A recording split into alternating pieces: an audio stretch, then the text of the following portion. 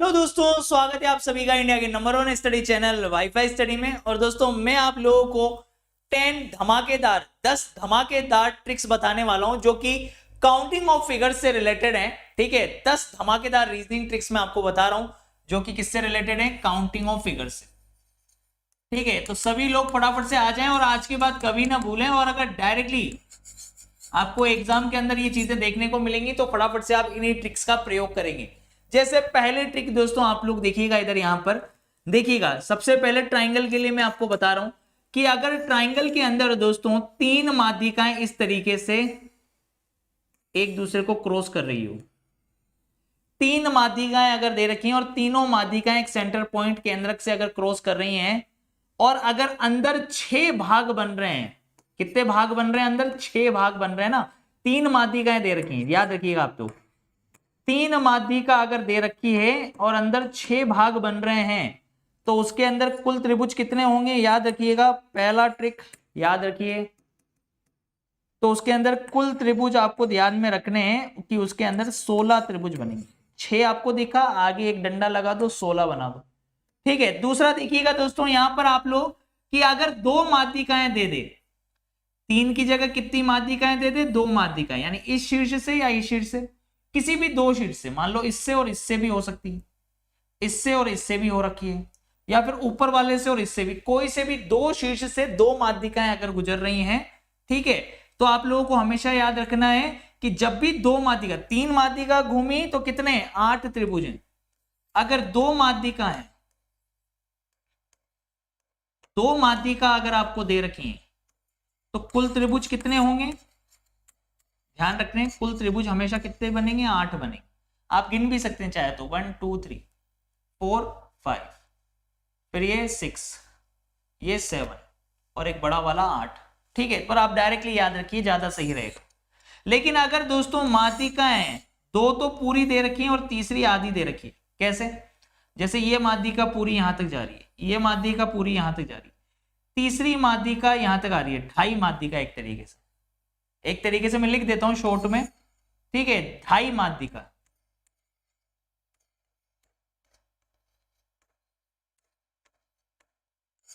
2.5 माध्यिका, तो कुल त्रिभुज कितने बनेंगे, कुल त्रिभुज आपके इसके अंदर बनेंगे दोस्तों 12, 4 का गैप आ जाएगा इसके। 3 पूरी दे रखी है तो 16, 2 दे दी तो सबसे अधिकतम 16, सबसे कम 8, और बीच में अगर 2.5, न 2 न 3, अगर 2.5 दे दी यानी अंदर 5 खंड कर दी तो भाई साहब उसके अंदर कितने बनेंगे, 12। तो 3, ये प्रश्न तो आपको धमाकेदार तरीके से हमेशा याद रखने हैं, बहुत ही इंपॉर्टेंट है। ठीक है, नेक्स्ट देखिएगा, अगला देखेंगे दोस्तों। अगला दोस्तों त्रिभुज से ही रिलेटेड मैं बता रहा हूं, 3 क्वेश्चन ये मैंने बताया आपको। चौथा क्वेश्चन दोस्तों आप लोगों को ध्यान में रखना है कि किसी भी त्रिभुज के अंदर जब आप एक त्रिभुज बनाते हो और वो अंदर वाले त्रिभुज की सभी भुजाओं को छूता है, एक त्रिभुज अंदर वाला जो त्रिभुज है वो बाहर वाले त्रिभुज की अगर सभी भुजाओं को छूता है तो अंदर हमेशा याद रखना है आपको, अंदर हमेशा 4 नए त्रिभुज बनते हैं, 4 नए त्रिभुज बनेंगे, 4 नए त्रिभुज बनेंगे, अंदर वाले त्रिभुज से 4 नए त्रिभुज बनेंगे। देखिए आप 1 2 3 4, और बाहर वाले की काउंटिंग लास्ट में। ठीक है ना, बाहर एक त्रिभुज, तो टोटल कितने हो गए, 5। तो अब आप डायरेक्टली मुझे एक बात बताइए बिना फॉर्मूले रटे हुए, मान लीजिए ये एक आकृति है, ठीक है, और इस आकृति के अंदर मैंने एक त्रिभुज नहीं, ये दूसरा भी बना दिया मैंने, एक और बना दिया मैंने, एक और बना दिया मैंने, लो। तो अब आपके दिमाग में क्या पिक्चर आएगी, अंदर एक त्रिभुज तो सर ने बताया था 4, फिर अंदर एक त्रिभुज तो सर ने बताया था 4, फिर भाई साहब अगर एक त्रिभुज तो फिर से बताया 4, फिर एक त्रिभुज तो फिर से बनाएंगे कितने, 4, और बाहर वाले की काउंटिंग सबसे लास्ट में। तो एक बार में आपने कितने निकाल ली, यहां पर 16 त्रिभुज है। मजा आया कि नहीं आया, ईमानदारी से थम्स अप करके बताइएगा फटाफट से, और शेयर जरूर कर दीजिएगा अपने सभी दोस्तों मित्रों के साथ में, शेयर कर देना। यस सर, मजा आ गया। ठीक है, नेक्स्ट आगे चलते हैं दोस्तों, यहां पर देखते हैं, देखिएगा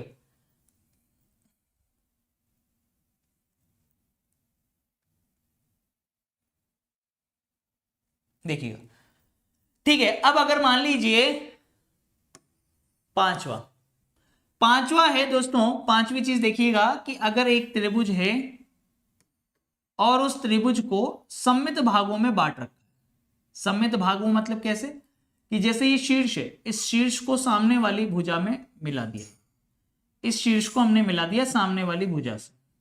तो इस तरीके के त्रिभुज के अंदर आप सिर्फ आधार पर बनने वाले जो खंड है उनको अंक दे दो, आधार पर बनने वाले जो खंड है उनको अंक दे दिया, और कुल त्रिभुज निकालने के लिए आप क्या करोगे, यानी एक तरीके से कह सकते हैं कि शीर्ष को सामने वाली भुजा से मिला दिया, लंबवत, इस तरीके से, लंबवत नहीं कह सकते लेकिन शीर्ष को सामने वाली भुजा से मिला दिया, तो आपके अंदर कुल त्रिभुज कितने बनेंगे, सबको जोड़ दो, आप सबको जोड़ देंगे, कितना आ जाएगा, 10 आ जाएगा। लेकिन आप दोस्तों अगर इसी को देखें, अगर मान लीजिए फिगर इस तरीके से दिया होता, आप ये वाला है ना, ये वाला दिख रहा है आपको, ये वाला शीर्ष ले लिया, अब इस शीर्ष को मान लीजिए मिला दिया आपने, इस शीर्ष को मिला दिया, तो हमेशा याद रखना आधार पर बनने वाले खंडों को अंक देकर जोड़ना है। अब अगर इस शीर्ष से सामने वाली भुजा पर डाल रहे हो तो इसको आधार लोगे और अब इनको जोड़ दोगे। समझ में आया कुल त्रिभुज निकालने का तरीका, कितना हो गया, 10 हो गया। तो मजेदार है या नहीं है दोस्तों, फटाफट से थम्स अप करके जरूर बताएं। ठीक है, नेक्स्ट अगला देखिएगा, यहां पर नेक्स्ट देखिएगा 6 नंबर, कि अगर आप दोस्तों यहां पर क्षैतिज रेखाएं दे दी आप, जैसे ये क्षैतिज रेखा दे दी, क्षैतिज रेखा दे दी,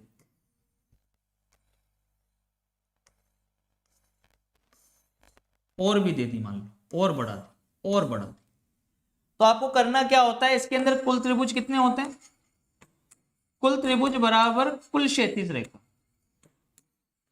कुल त्रिभुज बराबर क्या होता है, कुल क्षैतिज रेखा।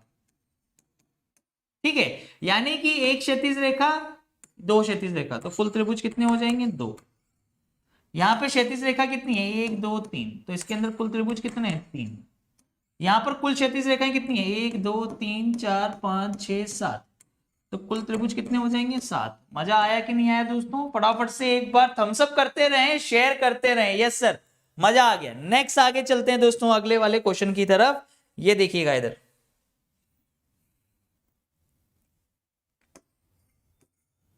देखिए, अब अगर त्रिभुज को सममित भाग में विभाजित कर दिया, सममित भाग मतलब जैसे ये है,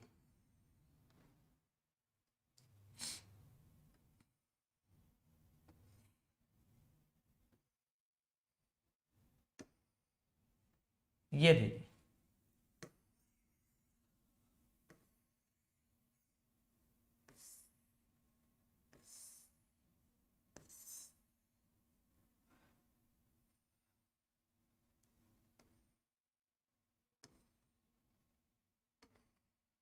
जैसे ये इस तरीके का है, थोड़ा सा टेढ़ा जरूर हो गया लेकिन ये जो शेप है, अब इस पर देखिए, इसको अपन ने क्या बोल दिया, सममित बोल दिया दोस्तों। क्यों बोल दिया इसको सममित, देखिएगा और समझने की कोशिश करिएगा। चलो रेडी रहने देते हैं। देखिए, आधार पर बनने वाले त्रिभुजों की संख्या समान है, इधर से भी गिन रहे हैं तो इस लाइन पर बनने वाले त्रिभुज भी समान है, इस लाइन पर बनने वाले त्रिभुज भी क्या है, समान है। प्रत्येक भुजा पर बनने वाले त्रिभुजों की संख्या क्या चल रही है दोस्तों, समान चल रही है ना, समान चल रही है। तो आपको करना क्या है, आपको सिर्फ गिनती लिखनी है। जब भी इस टाइप का फिगर मिले, एक भुजा पर बनने वाले त्रिभुजों की संख्या सब जगह समान दिख रही है, जैसे यहां पर 1 2 3 4, यहां पर भी 1 2 3 4, यहां पर भी 1 2 3 4, प्रत्येक भुजा बराबर है। इसको मैं एक सिमेट्रिक फिगर बोल सकता हूं, इसको एक सिमेट्रिक फिगर में बोल देता हूं, किसके रेस्पेक्ट में, भुजा के रेस्पेक्ट में, कि प्रत्येक भुजा पर समान त्रिभुज बन रहे हैं।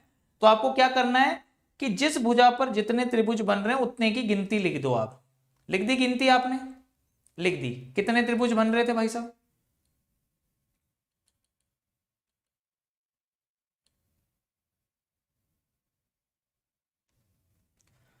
तीन त्रिभुज बन रहे थे। तो पहला वाला एज इट इज, पहला वाला एज इट इज, एक में दो जोड़ेंगे, एक में दो जोड़ेंगे कितना हो जाएगा, 3। फिर वापस 3 में 3 जोड़ेंगे कितना हो जाएगा, 6। गिनती लिखी, पहला वाला नंबर एज इट इज, एक में दो जोड़ा कितना हो गया 3, 3 में 3 जोड़ा कितना हो गया 6, पीछे वाले सबको जोड़ दो कितना हो गया 10, हो गया 10। अब नीचे से ऊपर चलेंगे, इसको ड्रॉप कर देंगे, इसको पिक कर देंगे, इसको ड्रॉप कर देंगे, नीचे से चलेंगे, इसको सबसे नीचे वाले को ड्रॉप, इसको पिक, इसको ड्रॉप, जिसको पिक किया उसको और जोड़ दो, टोटल कितने हो गए दोस्तों 13 हो गए। अब इसके अंदर कितने बनेंगे फटाफट से देखेंगे तो 1 2 3 4, ठीक है। पहला वाला एज इट इज, एक में दो जोड़ा कितना हो गया 3, 3 में 3 जोड़ा कितना हो गया 6, 6 में 4 जोड़ा कितना हो गया 10, पीछे वाले सबको जोड़ देंगे, पीछे वाले सबको जोड़ा कितना हो गया भाई साहब 20 हो गया। नीचे से ऊपर चलेंगे, नीचे वाले को ड्रॉप कर देंगे, इसको पिक कर देंगे, इसको ड्रॉप कर देंगे, इसको पिक कर देंगे, जिसको पिक किया उसको और जोड़ दो, कितना हो गया भाई साहब 27। कितना हो गया सभी लोग फटाफट से जल्दी से बताएंगे, 27 हो गया, ठीक है। अब दोस्तों देखेंगे नेक्स्ट, देखेंगे आप, चलिए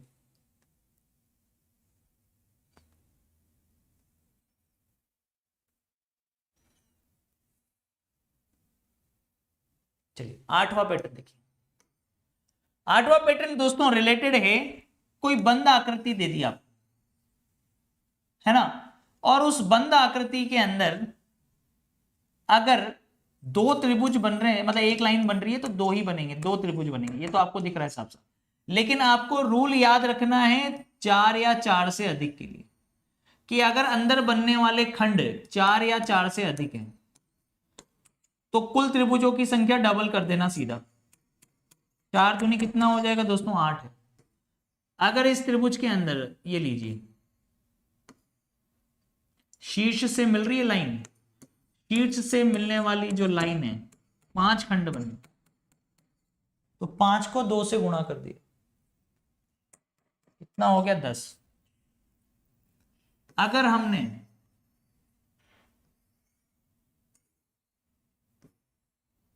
ऐसे बना लिया 6 खंड बना लिए तो कुल त्रिभुज कितने बनेंगे 12 बने। बात समझ में आ रही है? तो 4 या 4 से अधिक खंड दे रखे हैं तो कुल त्रिभुजों की संख्या जस्ट डबल कर दो, दुगने कर दो, कितने हो गए 12 हो। ठीक है, अगला देखेंगे दोस्तों। अब स्क्वायर के लिए देखिए, वर्ग के लिए देखिए।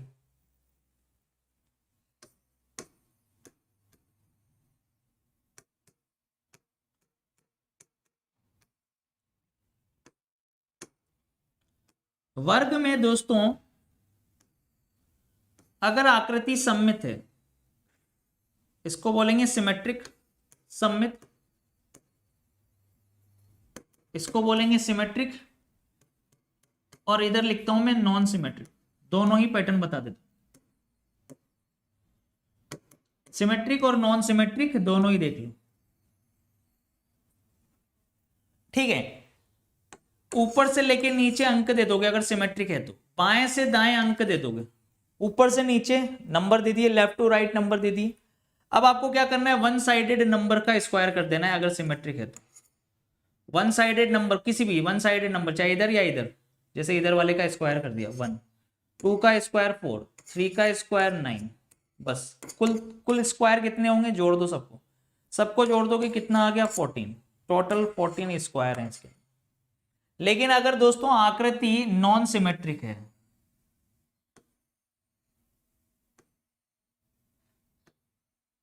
नॉन सिमेट्रिक, जैसे ये आकृति, और अब मैं पूछ रहा हूं इसके अंदर वर्ग बताओ, कुल वर्ग कितने, तो आपने ऊपर से लेके नीचे नंबर दिए, बाएं से दाएं भी आपने नंबर दे दिए, है ना, ऊपर से लेके नीचे भी आपने नंबर दे दिए और बाएं से दाएं भी आपने नंबर दे दिए।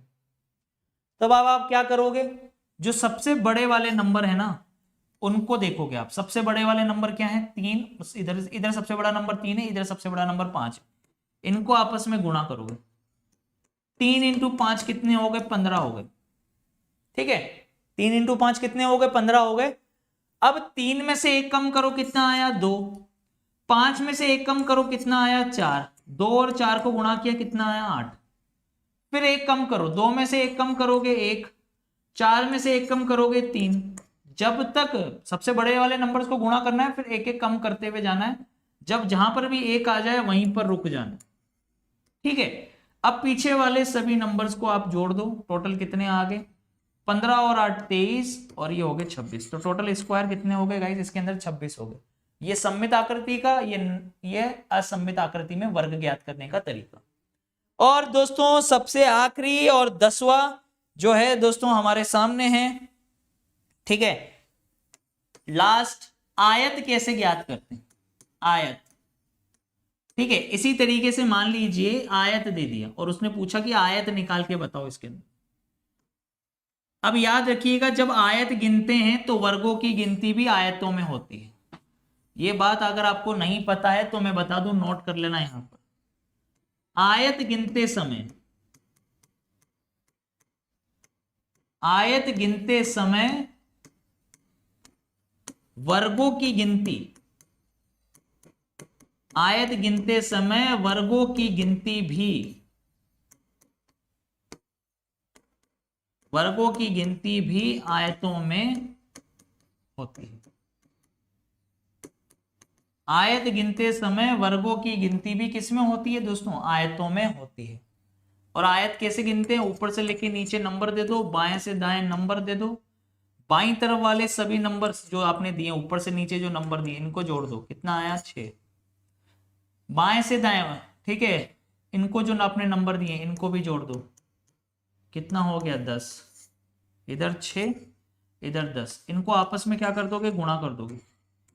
6 × 10 कितने हो गए, 60 आयत। कितने आयत हो गए दोस्तों इसके अंदर, 60 आयत। तो ये आयत गिनने के तरीके हो। तो उम्मीद करता हूं कि दोस्तों आपको एक ही सेशन के अंदर त्रिभुज, वर्ग और आयत गिनने के बेसिक मेथड्स आपको पता चल गए होंगे कि कैसे गिनते हैं, ठीक है दोस्तों। बढ़िया बढ़िया आप लोग इसी तरीके से क्वेश्चंस करिए, मस्त तरीके से मेहनत करिए। और सबसे इंपॉर्टेंट चीज है कि दोस्तों आप लोग लाइक और शेयर जरूर कर दें। ऐसे धमाकेदार छोटे छोटे वीडियो दोस्तों आप लोगों के लिए आते रहेंगे, बड़ा मजा आएगा। 10 धमाकेदार क्वेश्चंस के साथ 10 ट्रिक आप लोगों ने सीखी। Thank you so much, bye bye, take care, love you all, have a nice day guys. Like जरूर कर दें, शेयर जरूर कर दें।